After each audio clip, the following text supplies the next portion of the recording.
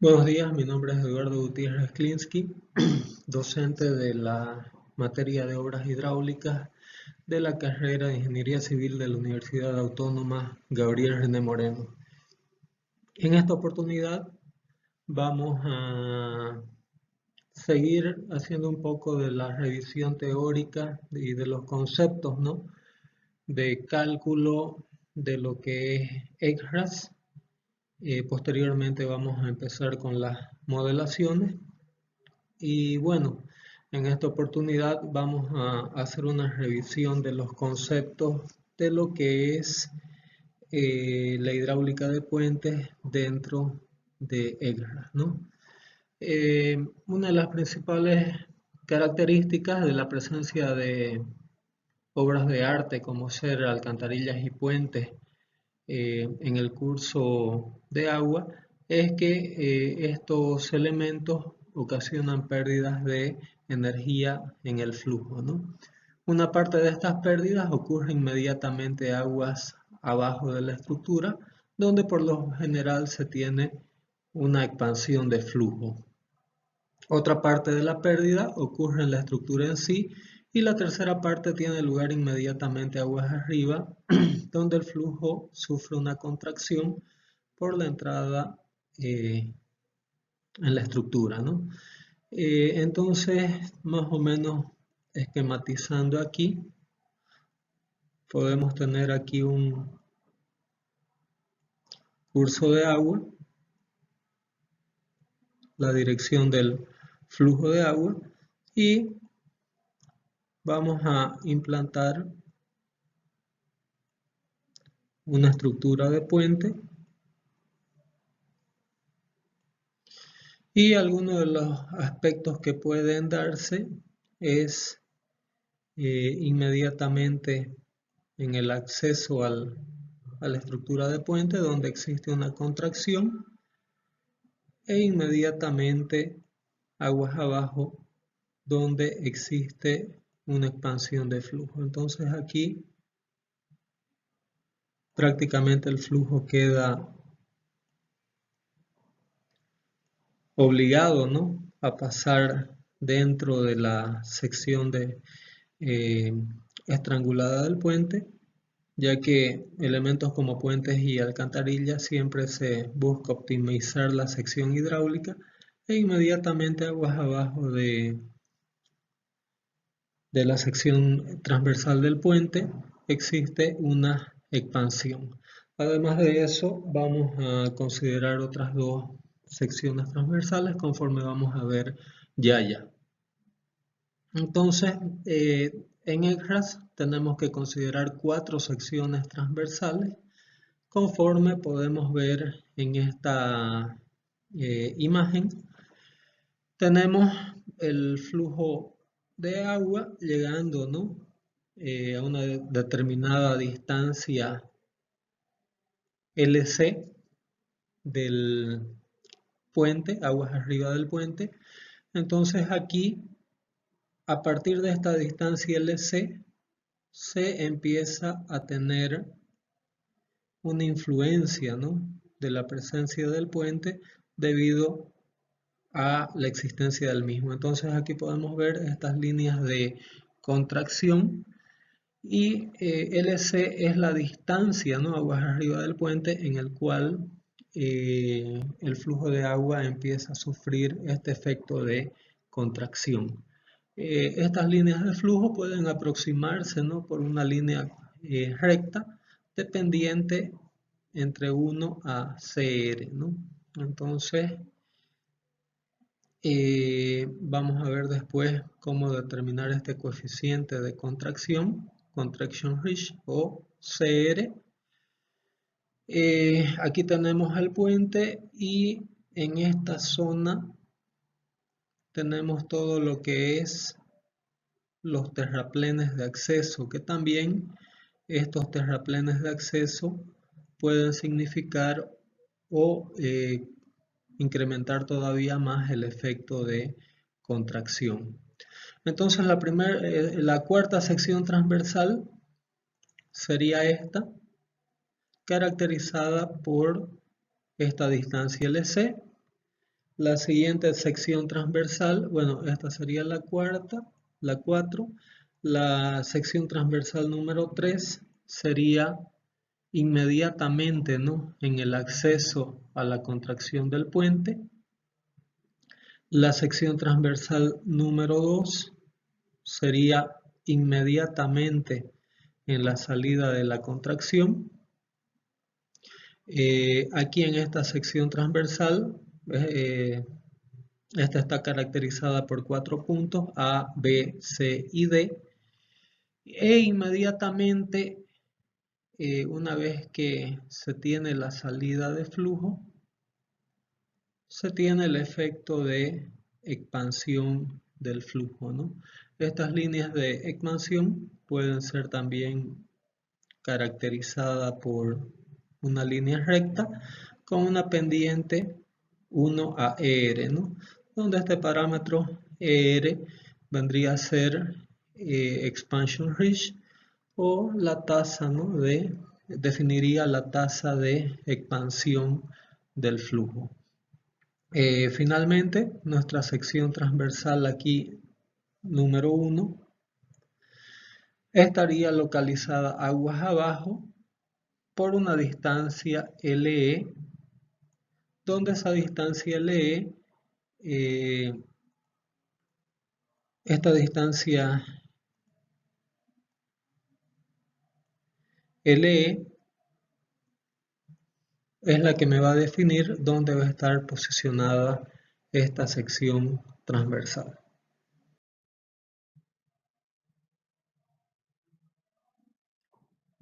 Bueno, entonces, como les comenté anteriormente, tenemos la descripción de la sección transversal 1, localizada aguas abajo en una posición tal que el flujo ya no es afectado por la estructura. La distancia depende del grado de contracción, ¿no?, conforme comentamos anteriormente, además de la magnitud y velocidad del flujo y de la abertura, ¿no?, del puente, caracterizada por los puntos B y C. Aquí tenemos algunas relaciones, ¿no?, entre la abertura y tasas de expansión para diferentes relaciones entre B minúscula y B mayúscula, que vamos a ver un poco más adelante en otras figuras en qué consiste esta B minúscula y B mayúscula. Entonces, el mismo manual de ECRAS proporciona, ¿no?, una serie de valores para rangos de expansión o tasas de expansión en función a la geometría del puente. Entonces aquí B minúscula sobre B es la relación entre la abertura del puente y la longitud total de la llanura de inundación. Es decir, B es la longitud de abertura o ancho de abertura del puente, y B mayúscula sería la totalidad de la longitud de inundación del puente, ¿no? N o B es el número de Manning o coeficiente de Manning para los accesos laterales, y NC, número de Manning para el canal. Por otra parte, S vendría a ser la pendiente. Bueno, entonces, ¿cómo determinamos la longitud de expansión aquí? Vamos a dividir N o B, que es el número de Manning de las llanuras, dividido por el número de Manning del canal. Obtenemos estos valores, o podemos interpolar linealmente. Escogemos, ¿no?, aquí cuál es la relación entre abertura del puente en relación a la llanura de inundación, y aquí escogemos cuál es la pendiente de la estructura, ¿no?, del cauce en sí, y con eso llegamos a obtener el valor del coeficiente de expansión.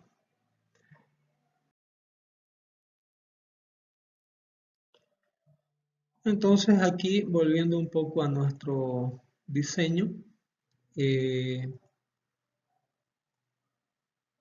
nuestro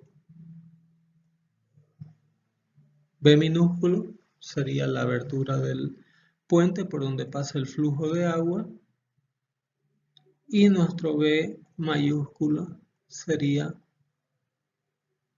la longitud total de la llanura de inundación. Bueno, entonces con la diapositiva anterior nosotros calculamos, ¿no?, esta tasa de expansión, y con esta tasa de expansión nosotros obtenemos a qué longitud iríamos a tener la sección número 1. Con respecto a la sección transversal número 2, como está escrito, ¿no?, como está ilustrado en esta figura, se encuentra localizada comúnmente aguas abajo, al pie del talud de acceso a la estructura, y la sección transversal debe representar el terreno natural, es decir, canal principal y llanuras de inundación. Si no existe terraplén de acceso, la sección debe colocarse a una distancia alejada lo suficiente para permitir una expansión de flujo debido a pilas. Bueno, ¿qué está diciendo? Que si tenemos aquí, por ejemplo, pilas intermedias, ¿no?, en la abertura del canal, esta sección debemos colocarle una distancia un tanto alejada de las pilas para evitar que el flujo aquí en esta expansión no sea afectada por la presencia de estas pilas.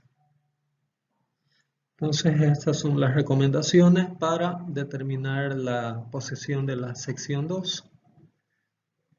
Con respecto a la sección transversal 3, también valen las mismas aclaraciones.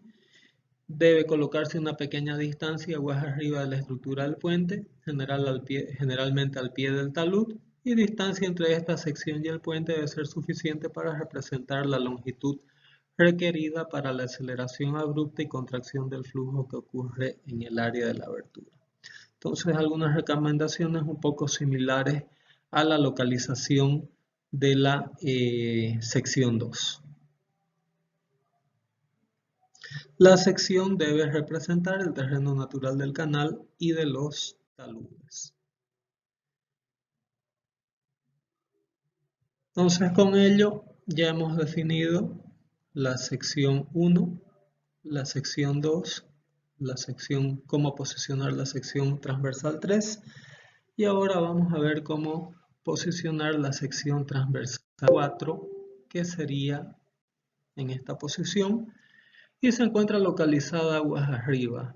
La distancia entre las secciones 3 y 4 o longitud de contracción LC, es decir, esta distancia que sería LC, según el cuerpo de ingenieros puede ser tomada como la longitud promedio entre AB y CD.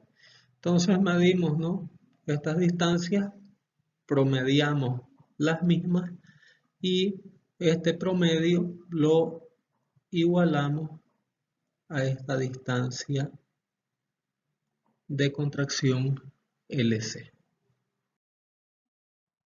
Aquí tenemos un esquema, ¿no?, de la implantación del puente.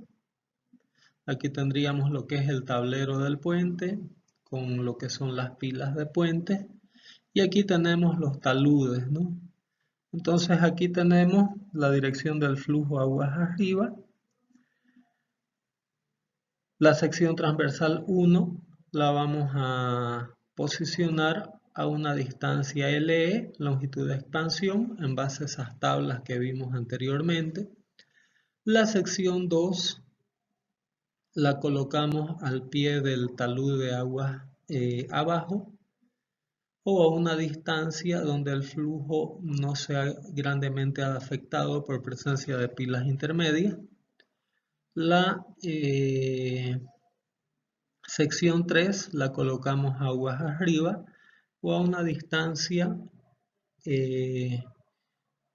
prudente del pie del talud, o donde no haya una perturbación debido a la presencia también de las pilas o contracción del puente.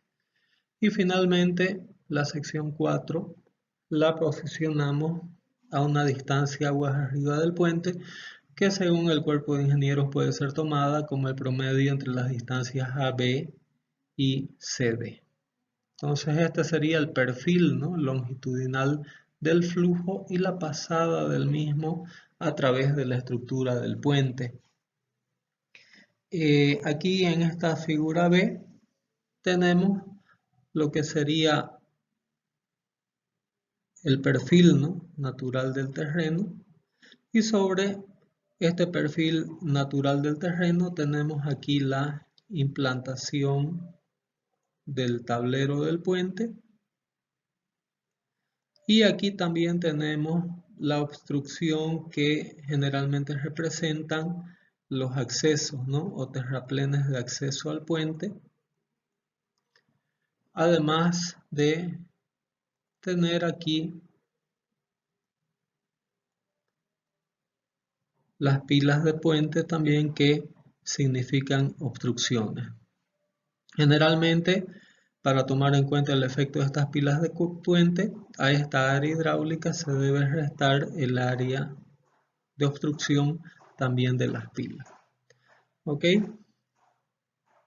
Y aquí tenemos en los accesos de pie de talud la presencia de los terraplenes de acceso antes del puente, que también se conforman en obstrucciones. Es decir, vendría a ser la fracción, ¿no?, de las secciones transversales 2 y 3, donde no existe estructura de puente, pero sí existe terraplenes que se conforman también en obstrucciones al flujo de agua en relación a la sección transversal de ingreso o de salida a la estructura del puente. Bueno, esto es un poco lo mismo. Con respecto a las pérdidas por contracción y expansión, el flujo de contracción ocurre entre las secciones 4 y 3. Entonces este sería el flujo de contracción que se daría entre estas secciones 4 y 3. Y después tenemos el flujo de expansión que se genera entre las secciones 1 y 2. Coeficientes de expansión y contracción se emplean en el cálculo de las pérdidas de energía asociados a cambios de forma de las secciones del puente, ¿no? La pérdida por expansión del flujo por lo general es superior a la pérdida por contracción, y pérdidas en transiciones abruptas son mayores a transiciones suaves. Obviamente, generalmente las pérdidas más abruptas aquí en este caso se darían entre la sección 2 y 3.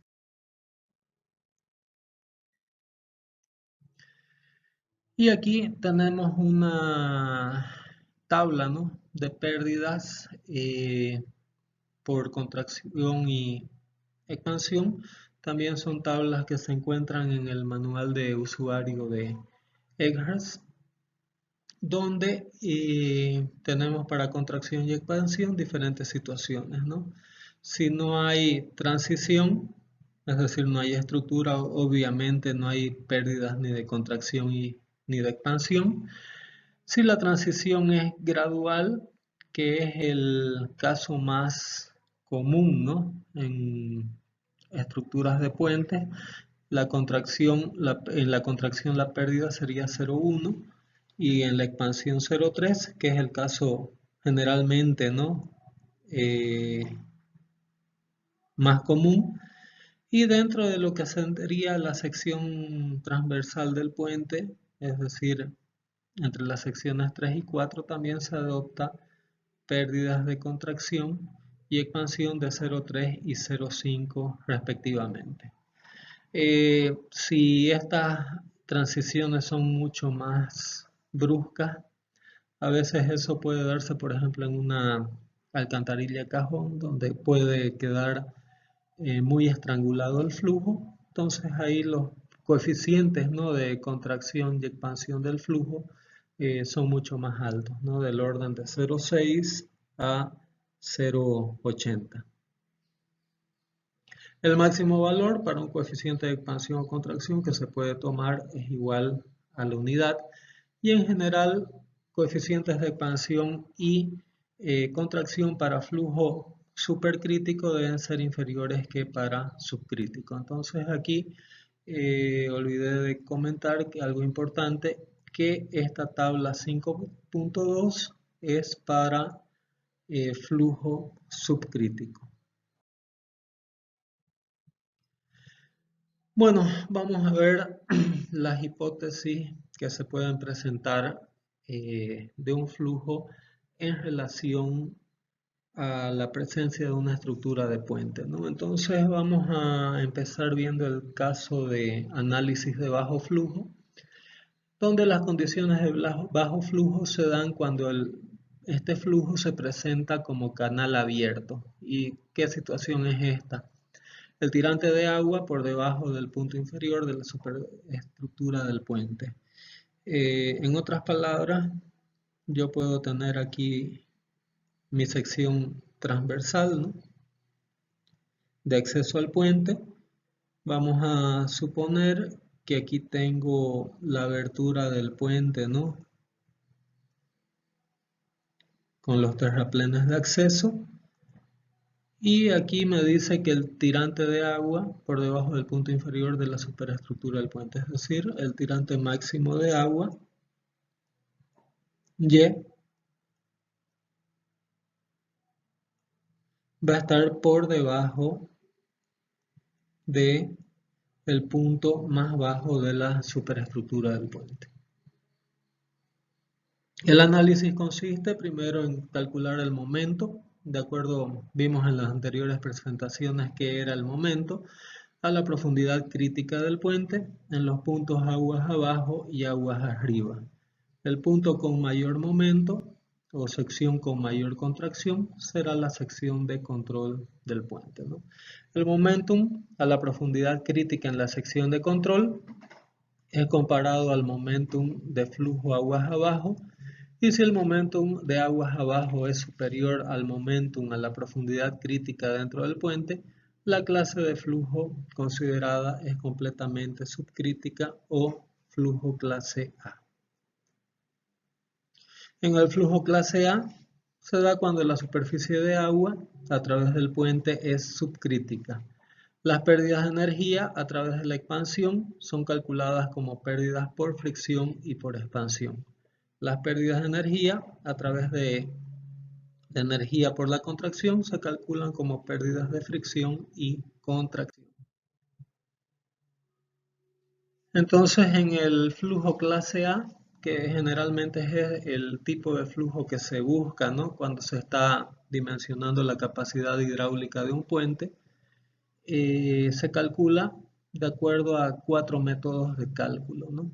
Ecuación de energía, balance de momento, ecuación de Yarnell y la ecuación de la FHWA, WISPRO, o Federal Highway Administration, Administración Americana de Carretera. Bueno, con respecto a la ecuación de energía, trata la estructura como una sección transversal natural de río. Se idealizan dos secciones transversales dentro de la estructura del puente, combinando información topográfica de las secciones 2 y 3. Y generalmente el método de energía se basa en proporcionar los valores de Manning y coeficientes de expansión y de contracción. Entonces, en la ecuación de energía tenemos una forma de solución muy similar al estudio de flujo de canal abierto que vimos en presentaciones anteriores. El otro método es el de balance de momentum. El primer caso, mediante este método, consiste en realizar un balance de momentum entre las secciones 2 y 3. Aquí tenemos la ecuación, ¿no?, de balance de momentum entre estas secciones transversales con la misma notación que habíamos visto cuando avanzamos el tema de momentum A2 y ABD, área de flujo entre las secciones y BD, área obstruida por APBD, área obstruida por las pilas aguas abajo, Y2 y Y/BD, distancia vertical desde la superficie de agua hasta el centro de gravedad de las áreas de flujo A2 y ABD, Y/PBD, distancia vertical desde la superficie de agua hasta el centro de gravedad del área mojada en la pila aguas abajo, beta 2, beta BD, coeficientes de velocidad, Q2, QBD, los flujos también en las secciones respectivas, G es la gravedad, FF, como vimos anteriormente, la fuerza de fricción externa por unidad de peso del agua, WX sería la fuerza ocasionada por el peso del agua.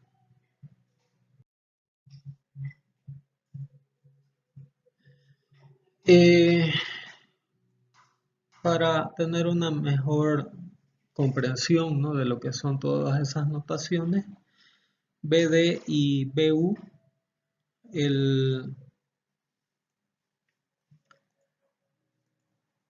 la letra B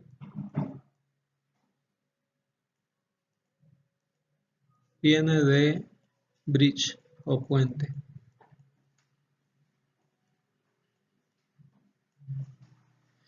Y la letra D viene de downstream o aguas abajo.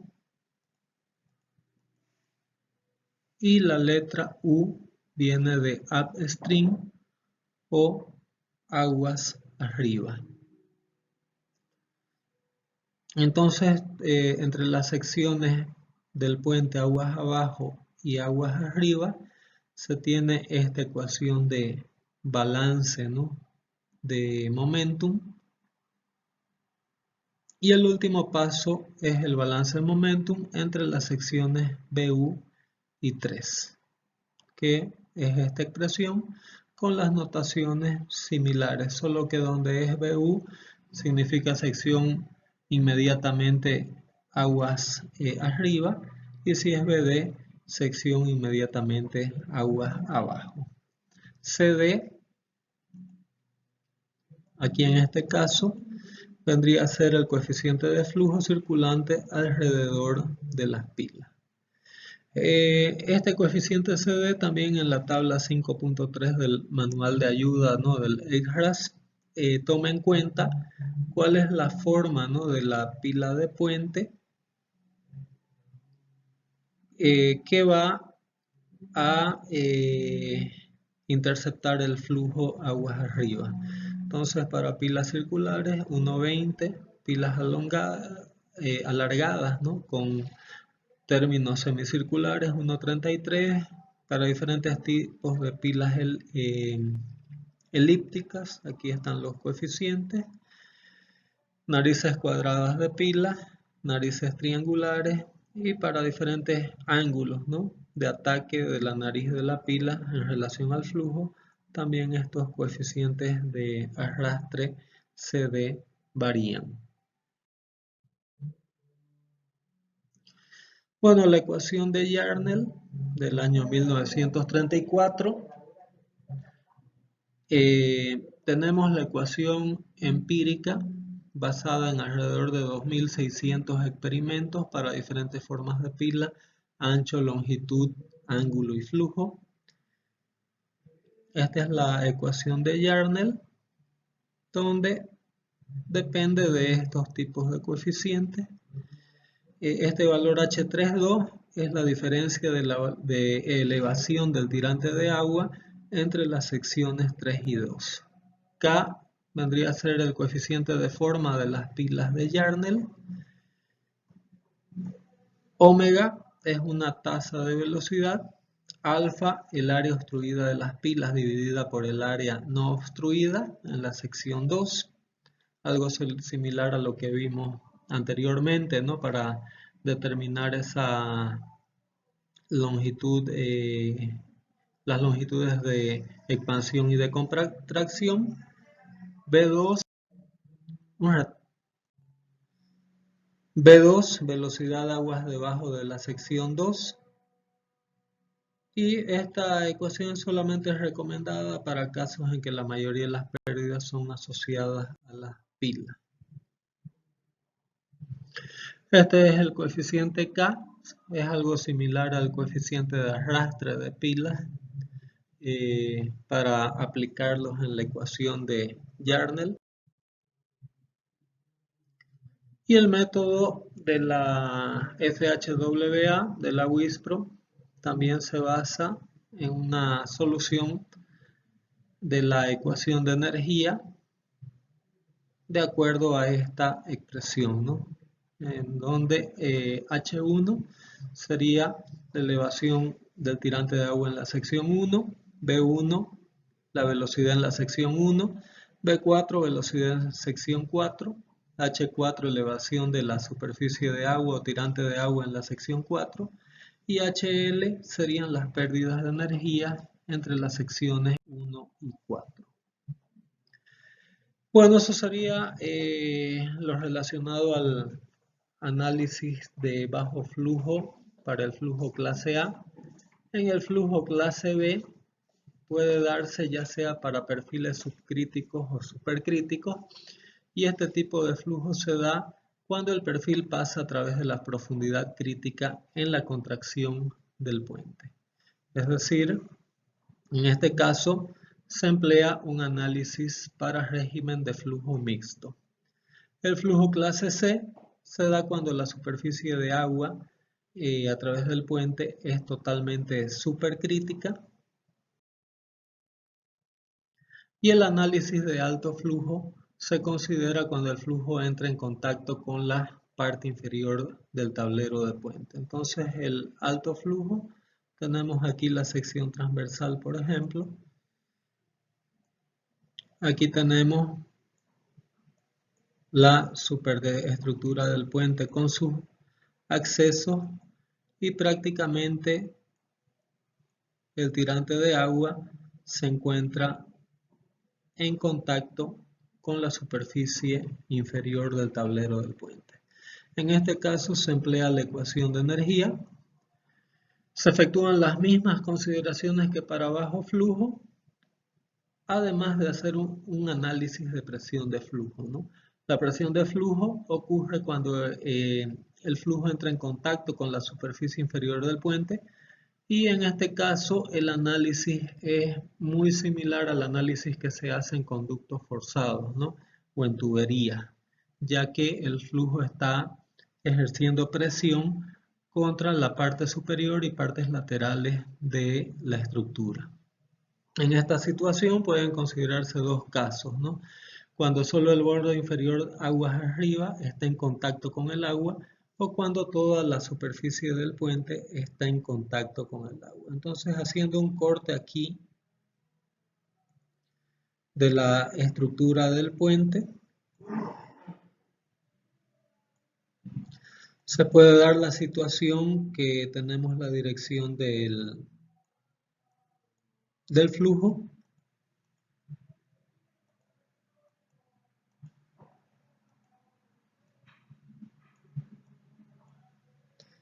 y puede ser que aquí el flujo esté en contacto en el ingreso, pero en el resto no hay contacto entre el flujo y la superestructura del tablero.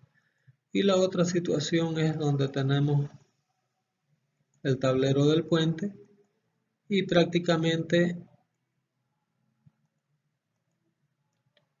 el flujo a lo largo de toda la sección transversal se encuentra plenamente en contacto con la superestructura del puente.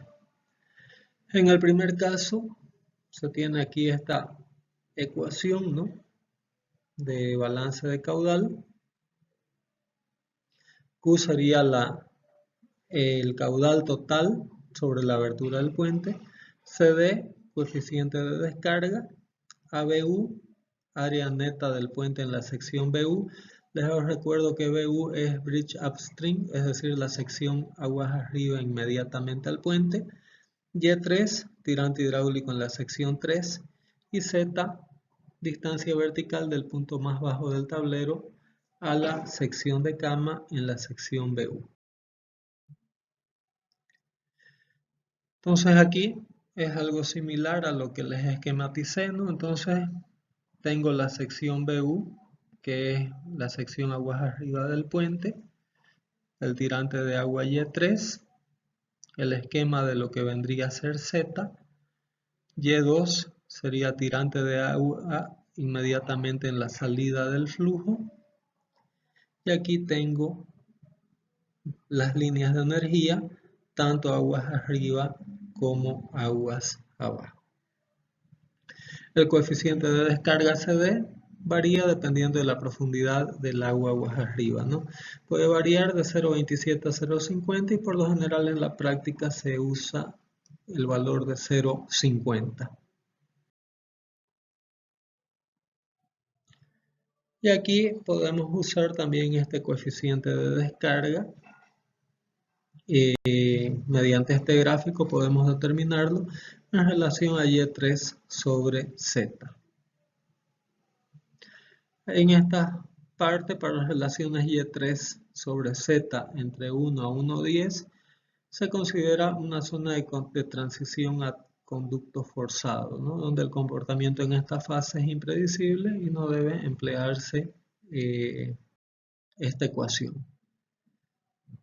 En el segundo caso, que era el caso de conducto forzado, donde todo el ancho inferior del puente se encuentra sumergido, se encuentra o se emplea la ecuación padrón de conducto forzado, dada por esta expresión, Q igual a CA veces raíz cuadrada de 2GH, donde C es el coeficiente de descarga para presión de flujo totalmente sumergido, ¿no?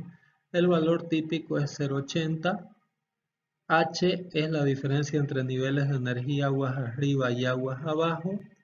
A, área de la abertura del puente. Entonces ahí tenemos la situación, ¿no?, donde prácticamente todo el flujo de agua se encuentra en contacto con la parte inferior, ¿no?, de la superestructura del puente.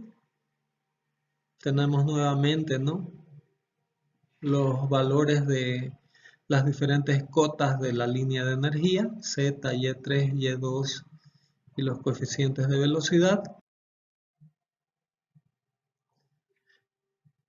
Y el flujo en la última situación, donde el flujo pasa por encima del puente y la carretera, puede determinarse a través de esta expresión, C veces L veces H a la 3 medios, donde Q es el flujo total, C, coeficiente de descarga con valor típico de 2.6, L, longitud efectiva y H, diferencia de energía. Entonces aquí tenemos todos los aspectos para el caso que nadie desea, ¿no?, donde prácticamente el flujo pasaría por encima de la estructura del puente. Obviamente nadie desea tener una situación de estas en fase de proyecto, pero sin embargo el software EIRAS también permite realizar este tipo de análisis. Algunos casos típicos, ¿no?, de bajo flujo. Las pilas del puente representan pequeña área de la obstrucción. En casos donde pérdidas por fricción y obstrucción de las pilas, el método de momentum es el más apropiado. Y cada vez que el flujo pasa de la profundidad crítica cerca de la estructura del puente, tanto el método de momentum como energía son recomendables, ¿no? Ecuaciones de Yarnell y de la WISPRO solo son aplicables a régimen subcrítico. Por lo general se acostumbra a emplear, ¿no?, este punto 3 en fases normales de proyecto.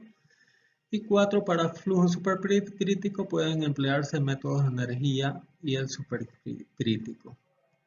Para puentes en los que las pilas son las principales causantes de pérdida y variación de nivel de la superficie del agua, se recomienda el método de momentum o ecuación de Yarn. Cuando el puente es una pequeña obstrucción al flujo y la abertura no trabaja por completo como conducto forzado, se recomienda el método de energía. Y si el puente está profundamente sumergido, también se recomienda método de energía. Algunas consideraciones de puentes en terrenos bajos: se considera en el cual la vía de acceso al puente se encuentra a nivel de la llanura de inundación prácticamente y solo el área inmediata del puente se eleva para transponer el curso de agua. En este caso, se tiene una situación de inundación con bajo flujo en el puente y alrededor de este, ¿no? En este caso, se recomienda emplear el método de energía. Y aquí tenemos, ¿no?, esta situación de prácticamente la parte más elevada es el puente y los terraplenes de acceso prácticamente es el propio terreno de llanura de inundación.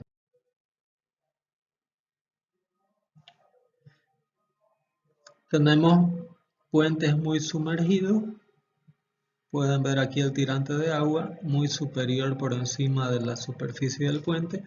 En estos casos también se considera el método de energía.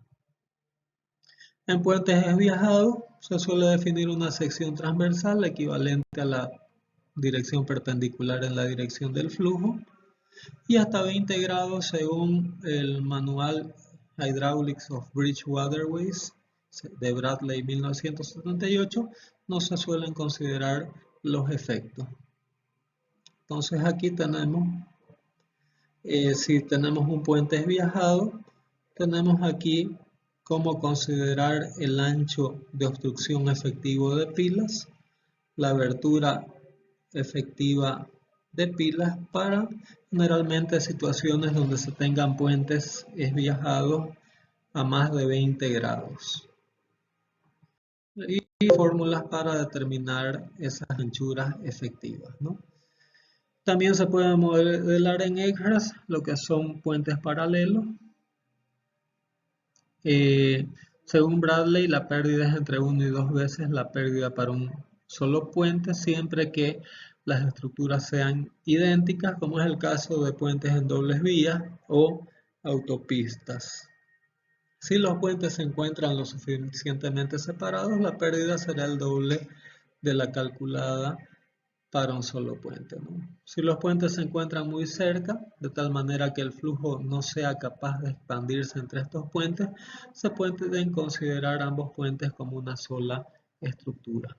Algo recomendable para mitigar efectos de socavación, etc., es calcular cuál es esa longitud de expansión, ¿no?, de un puente y duplicar esta longitud de expansión para que no hayan efectos de flujo de un puente sobre el otro con respecto a efectos, por ejemplo, de socavación.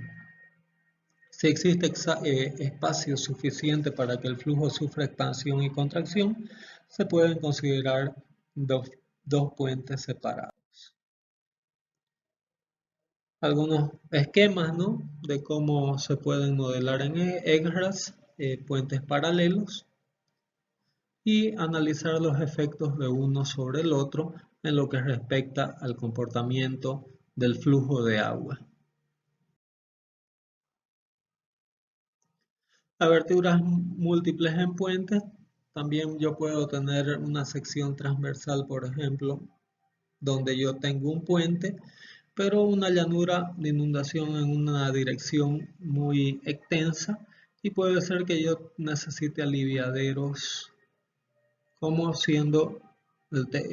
por ejemplo colocar algunas alcantarillas cajón adyacentes, ¿no?, al puente.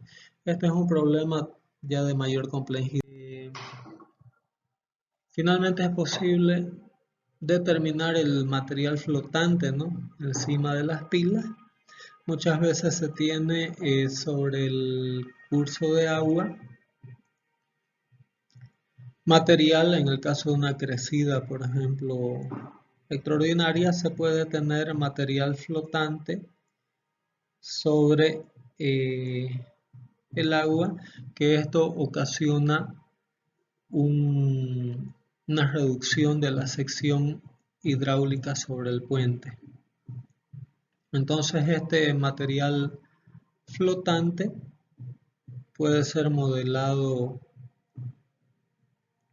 en EGRAS, simulando en torno de las pilas bloques rectangulares que van a reducir la sección transversal hidráulica. Entonces este material flotante se modela considerando bloques rectangulares en la parte superior de las pilas, y este material flotante se considera que está de la parte superior de inundación para arriba de las pilas. Básicamente eso sería un resumen de los conceptos, ¿no?, de cómo el programa EGRAS trabaja para llevar en cuenta el efecto de obras hidráulicas como ser puentes en el flujo de agua, y esto nos permite hacer una serie de análisis, como ser, por ejemplo, si la determinación de si la longitud del puente, la altura del puente es lo suficiente para permitir el flujo de agua por debajo del mismo cuando se tienen situaciones extraordinarias de inundación. Muchas gracias por su atención y continuaremos en la próxima presentación con lo que serían la modelación hidráulica de alcantarillas.